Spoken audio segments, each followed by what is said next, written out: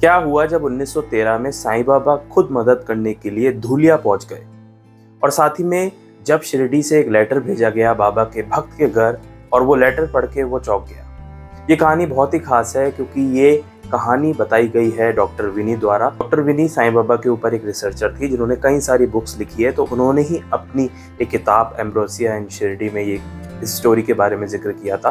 तो श्रेय तो उनको जाता है, लेकिन ये कहानी बहुत हैरान कर देने वाली है। 1913 में बाबा के एक भक्त थे जिनका नाम था बालकृष्ण राव जी। उनको अस्थमा था और वो अस्थमा से बहुत परेशान थे। तो काका साहब दीक्षित ने, जो उनके एक दोस्त भी थे, उन्होंने एक बार सजेशन दिया कि आप शिरडी जाइए और वहाँ जाके ये जो आपकी समस्या है ये बिल्कुल दूर हो जाएगी। हुआ ये कि बालकृष्ण राव जी जो थे वो शिरडी गए और बाबा का दर्शन किए उन्होंने, और बाबा ने उन्हें दर्शन करने के बाद उदी दी।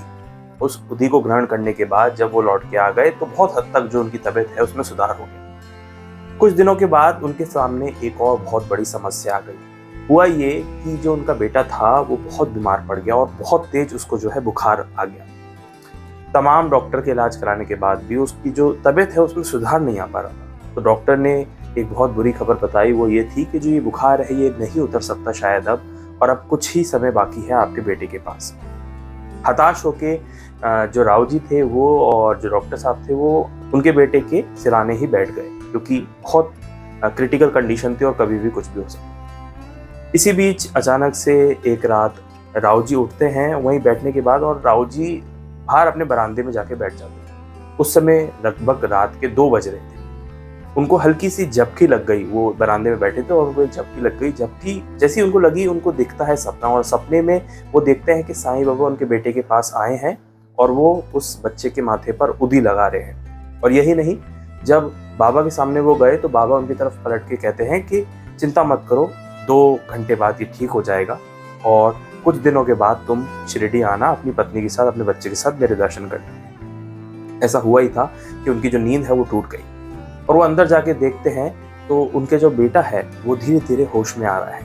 2 घंटे जैसे ही बीते, जैसा कि बाबा ने कहा था, वो एकदम ठीक हो गया उनका बेटा, और वो ये देख के हैरान हुए।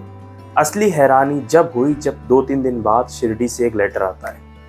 उनके घर पे पोस्टमैन आता है, जो डाक है, वो जो लेटर है वो लेके आता है। वो लेटर खोलते हैं तो उसमें लिखा होता है कि ये श्यामा ने भेजा है शिरडी से। शिरडी में श्यामा भी उनके अच्छे दोस्त थे, और उसमें श्यामा ने जो लिखा वो आप भी ध्यान से सुनिएगा। श्यामा उस लेटर में लिखते हैं कि मैंने तुम्हें इतने दिनों से राव जी लेटर नहीं लिखा क्योंकि बाबा ने ऐसी कोई आज्ञा दी नहीं थी, लेकिन कुछ ही समय पहले बाबा ने एक विशेष आज्ञा दी कि और उस आज्ञा से पहले बाबा ने मुझे कहा कि श्यामा, मैं तुम्हारे मित्र से मिलने धुलिया गया था। तो श्यामा ने बोला कि कौन से मित्र से?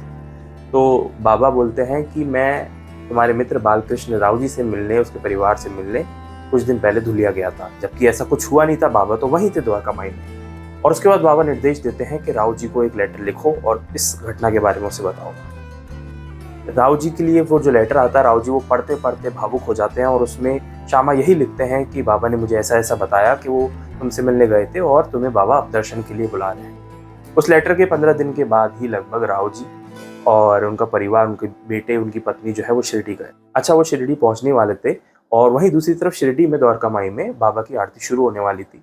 तो बाबा ने श्यामा से कहा कि रुक जाओ, अभी आरती शुरू मत करो, कुछ ही समय बाद तुम्हारा जो दोस्त है राव जी वो भी यहाँ आ जाएगा और उसके बाद ही आरती शुरू करना। और ठीक वैसा ही हुआ। जैसे ही बाबा ने आरती रोकी, कुछ समय बाद ही राव जी और उनका परिवार तांगे से उतरता हुआ नजर आया। बाबा को कैसे पता? बाबा को तो खैर सभी मालूम है, लेकिन उसके बाद जब वो परिवार वो अंदर आता है तो बाबा, आरती तो शुरू हो जाती है, लेकिन आरती के बाद वो जो बच्चा है जो बीमार था उसको अपने पास बुलाते हैं और उस बच्चे से पूछते हैं कि उस दिन तुमने जो सपना देखा था, क्या तुम उस सपने में मुझे पहचान पाए थे क्या? ये सुनकर वो बच्चा बहुत प्रसन्न होता है और राव जी और उनका जो बच्चा है वो दोनों बाबा के और करीब आके और उनको झुककर प्रणाम करते हैं और अपनी जो रक्षा है बाबा ने उनकी देखरेख की, उनके परिवार की, इससे वो बहुत प्रसन्न हो जाते हैं और उनकी जो श्रद्धा है वो बढ़ जाती है। ये कहानी इसलिए खास है क्योंकि ये कहानी आपको समझाती है कि बाबा के दर्शन करने या बाबा से जब आप जुड़ते हैं तो सिर्फ आप नहीं, आपका पूरा परिवार बाबा के इंश्योरेंस में सिक्योर हो जाता है। और इसी वजह से जैसे कि बालकृष्ण राव जी के साथ हुआ, ठीक वैसे ही हम सब आसपास अपने देखने को मिलती है हमें ये कहानियाँ, जिसमें बाबा जो है वो किसी न किसी रूप में आके रक्षा कर देते हैं। ऐसी ढेर सारी असली कहानियाँ इस चैनल पर अपलोडेड है, जिनमें मैं अलग अलग कहानियाँ पढ़ता रहता हूँ, अलग अलग भक्तों के बारे में पढ़ता रहता हूँ और आप तक पहुँचाता रहता हूँ। अगर आप इसी तरह साईं बाबा से जुड़ी हुई कहानियाँ जानना चाहते हैं या 1918 से पहले उस दौर में जाना चाहते हैं जब बाबा शिरडी में रहते थे, तो आप इस चैनल को सब्सक्राइब कर सकते हैं। मिलेंगे एक नेक्स्ट वीडियो में एक नई कहानी के साथ। ओम साई राम।